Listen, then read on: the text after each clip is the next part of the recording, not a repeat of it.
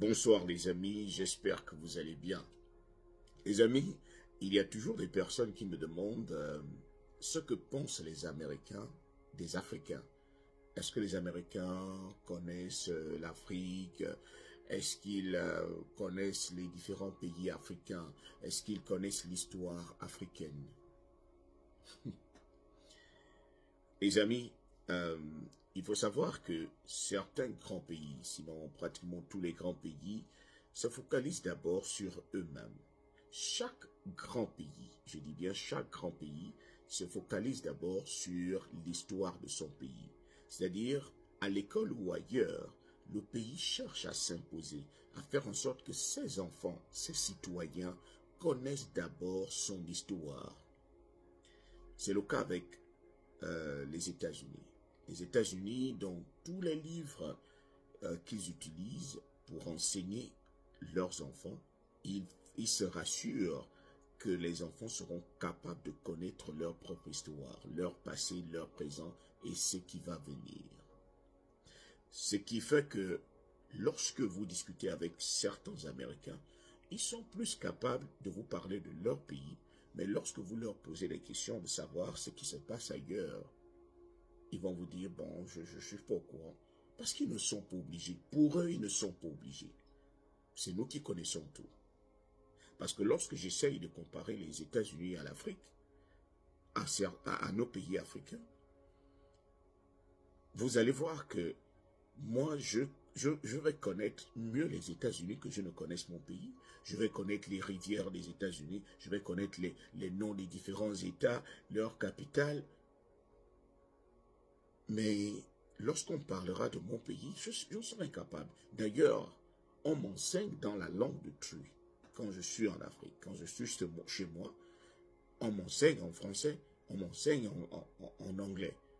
Pourquoi ne m'enseigne-t-on pas dans ma langue, la langue de mes ancêtres? Premier quoi. Donc, en utilisant la langue de l'autre, je suis en train d'apprendre son histoire et je maîtrise l'autre mieux que je ne me maîtrise moi-même. Et c'est ce qui arrive.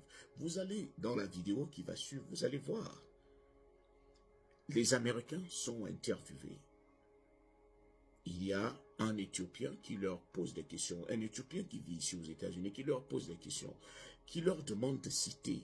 Il interviewe chaque Américain, il leur demande de lui citer 5 pays africains. Vous allez écouter. Le premier va commencer parmi les pays africains pour lui. Il va commencer par l'Afrique. On lui dit de citer 5 pays africains, mais il va dire l'Afrique, le Nicaragua, parce que pour lui, l'Afrique est un pays. Ce n'est pas un continent. Lorsqu'on lui demande de citer les pays, il commence par citer même l'Afrique. Pour lui, c'est un pays dans l'Afrique. Les autres vont citer le Cambodge, les autres pays. Il y en a même qui n'arrivent pas à citer un seul. On les a interviewés, ce sera en anglais, vous allez écouter. On les interviewe, on leur dit, dites seulement un seul pays, ils en sont incapables. Dites 5, incapables. Il y a certains, ils disent, ils ne savent pas par où commencer. Comment situer l'Afrique? Je voulais rappeler un truc. Ce n'est pas qu'ils s'en foutent des Africains, non. Je veux élever cet équivoque. C'est pas qu'ils s'en foutent des Africains. C'est pas qu'ils ne trouvent pas que les Africains existent. C'est parce que c'est ce qu'on leur enseigne. On leur enseigne l'histoire des États-Unis. Et ils ne se focalisent que sur cela. Ils prêtent allégeance d'abord à leur pays. Et c'est aussi une leçon pour nous. On veut que les gens nous connaissent, mais nous ne nous connaissons pas nous-mêmes. C'est l'erreur de l'Africain. L'Africain a pris le stylo et a remis à quelqu'un d'autre pour écrire son histoire. Lorsque tu prends ton stylo et tu le remets à quelqu'un pour écrire ton histoire, il va mettre la virgule là où il y avait un point. Et il va mettre un point là où la virgule était censée être. Les gens ne pourront jamais raconter notre histoire mieux que nous-mêmes. Si nous-mêmes, nous ne prenons pas les responsabilités pour enseigner à nos enfants notre propre histoire, ce qui nous concerne d'abord. Il est anormal que dans nos programmes scolaires, qu'on retrouve plus des choses qui concernent l'Europe et les États-Unis par rapport aux choses qui concernent notre continent. Il est anormal pour un Africain d'ignorer les pays africains, mais il maîtrise les pays européens, les pays américains. Anormal. Tu connais les différents États des États-Unis avec leur capitale, mais tu es incapable de citer 5 pays africains, pourtant tu vis en Afrique. Je me rappelle même lorsque j'étais allé étudier en Afrique du Sud, on discutait avec des Sud-Africains et lorsqu'ils nous avaient entendu parler français, ils nous disaient « Oh, vous revenez de la France ?» Je dis « Non. Pourquoi ?»« Oh, parce que vous parlez français. » Je dis « Non, je suis africain. » Il me dit « Tu reviens de quel pays ?» Je dis « Je reviens du Gabon. » Il dit « Oh, tu reviens de l'Afrique. » Pour lui, il est en Afrique du Sud, mais pour lui, c'est vous qui revenez d'Afrique. Et pourtant, il est en Afrique du Sud. Mais il nous disait « Oh, vous revenez de l'Afrique. » C'est le même constat lorsque vous allez en Tunisie, en Égypte, en Algérie. C'est parce que on appelle ça de l'autodomination. Vous êtes habité d'un esprit où vous ne pensez qu'à vous-même. Vraiment égocentrique. Rien que vous-même. Tout tourne autour de vous-même. Vous ne pensez pas à quelqu'un d'autre. Ce n'est pas que les autres ne sont pas importants.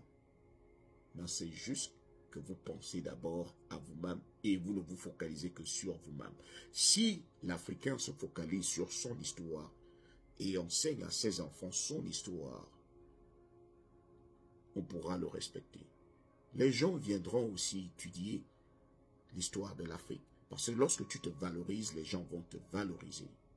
Mais lorsque tu passes ton temps à plus aimer les autres que tu ne t'aimes, rien ne pourra arriver, on va te négliger.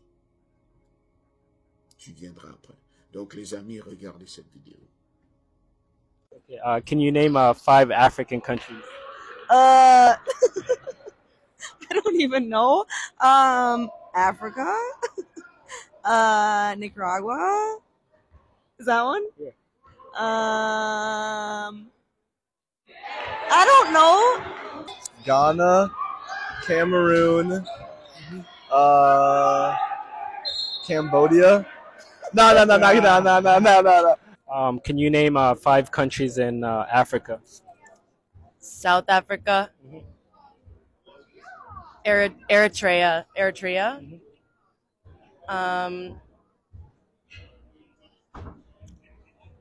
No, give me a second.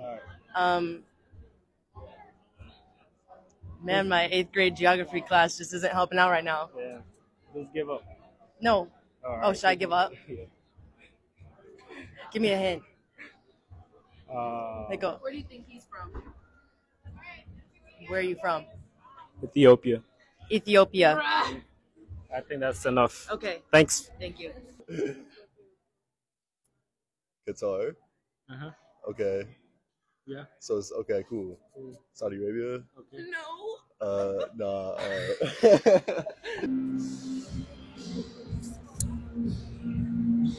I don't think so. And then I need one more, right? Bruh. Rwanda?